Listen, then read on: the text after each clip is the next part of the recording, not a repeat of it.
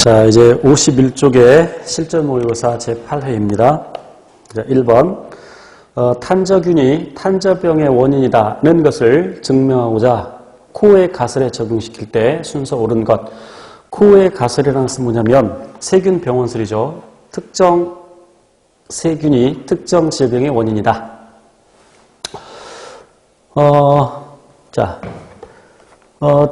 기억니은, 디귿, 리을을 이제 논리적 순서대로 잡으면 되는데, 자, 우선, 리을을 볼게요. 해당 탄저균은 항상 탄저병 환자의 몸속에서 발견된다. 그러니까 탄저균이 탄저병의 원인이라고 생각을 하겠죠. 그러니까, 어떤 탄저병 환자에서는 탄저균이 발견되고, 어떤 환자에서 발견이 안 되면 이런 생각을 하지 못하겠죠. 그래서 맨 처음에 리을을 잡아야 되고요.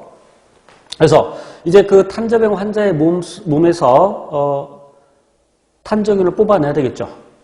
그래서 그걸 한번 길러보는 겁니다. 그래서 기억이죠. 탄저균을 숙주의 몸에서 채취하여 순수 배양하여 기른다.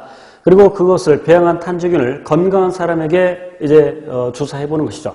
그랬을 때 같은 탄저병이 발생하는지를 살펴보는 것이죠. 그러니까 디귿. 자, 그리고 그러면 그 사람이 탄저병에 또 걸렸다. 그럼 그 사람에서 탄저균을 뽑아내서 맨 처음에 그러니까 리을이죠. 그 환자의 몸속에서 발견된 것과 비교를 해보는 것이죠. 똑같은지 아닌지. 그래서 똑같다면 탄저균이 탄저병의 원인이다라고 얘기할 수 있겠죠.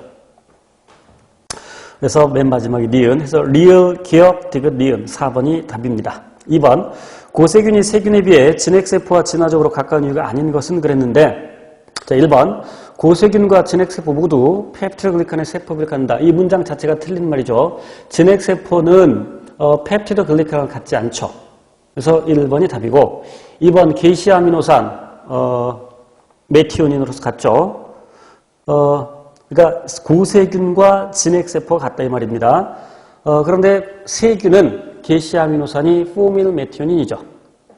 2번 항생제에 대해서 내성을 갖죠. 고세균과 진핵세포가 항생제에 특히 단백질 합성을 억제하는 항생제에 대해서 내성을 갖죠.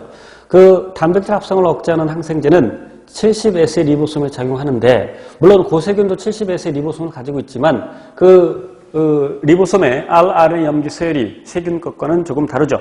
그 rRNA 염기 서열이 고세균이 비록 70S의 리보솜을 갖고 있지만 rRNA 염기 서열은 세균보다 진핵세포와 rRNA 염기 서열이 유사하다.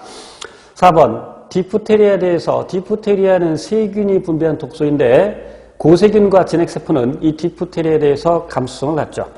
그래서 맞는 말이죠. 그래서 답은 1번.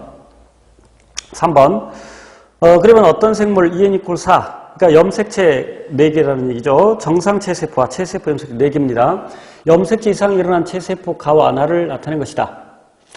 이에 대한 설명을 옳지 않은 것은, 자, 그럼 기억과 지금 그 정상인 경우에 지금 정상 체세포 염색체를 표시해 놨으니까, 그림으로 나타냈으니까 염색체가 4개죠. 체세포니까. 그러니까 기억, 니은은 염색 분체가 아니라 염색체입니다. 물론 상동 염색체들이겠죠.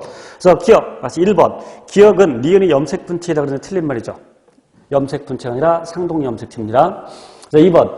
가에서 역위가 이루는 염색체가 있다. 역위는 하나의 염색체에서 염색체 일부분이 뒤바뀐 거죠. 그래서 가에서 보면 정상인 경우에 PQRST인데 거기 RST에서 바뀌어서 TSR 돼 있죠. 그러니까 T와 R 부분이 바뀌었죠. 그래서 여기 일어났고, 3번 나에서 전저가 이루는 염색체가 있다. 전저라는 것은 상동 염색체가 아닌 다른 염색체와 염색체 일부분을 교환하는 것이죠. 그래서 나에서 YZ와 RST에서 전저가 일어났죠. 맞고요. 4번 가와나의 염색체 이상은 핵형 분석을 통해 식별할 수 있다. 핵형 분석이라는 것은, 핵형이라는 것은 염색체 수와 모양, 크기.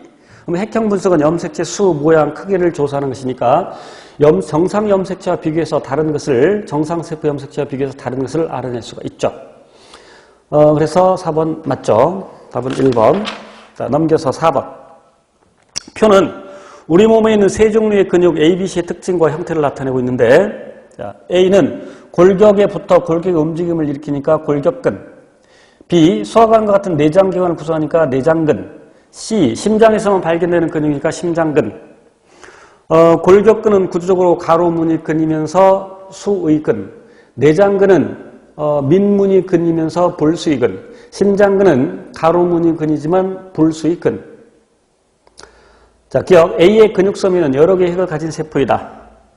골격근 세포는 세포가 분화 과정에서 세포가 분열한 다음에 다시 융합, 분열한 다음에 다시 융합. 그래서 하나의 세포에 여러 개의 핵을 가지고 있죠. 그래서 기억 맞고. 니은. B는 내장근인데 대뇌의 조절을 받아서, 내장근은 불수의근이기 때문에 대뇌의 조절을 받지 않죠. 니은 틀렸고. 디귿. C는 자율신경의 조절을 받는 불수의근이다. 물론 심장근육은 스스로 수축이완이 가능하죠. 물론 그 심장세포 중에서도 동방결절이라는 그 부분의 세포들은 스스로 수축신호를 발생시킬 수 있죠. 그러나 자율신경의 조절을 받아서 교감신경의 신호를 받으면 심장박동이 빨라지고 부교감신경의 신호를 받으면 심장박동은 느려지죠. 어쨌건 불수의근이라는 거 맞습니다. 자율신경 조절을 받는. 그래서 기억과 디귿이 답 2번이죠. 5번. 단백질에 대한 설명으로 옳지 않은 것은 1번. 프리온은 마이크로 RNA로부터 합성된다 그랬는데 프리온은 마이크로 RNA가 아니라 그냥 DNA에서 돌연변이가 일어나서 생성된 거죠.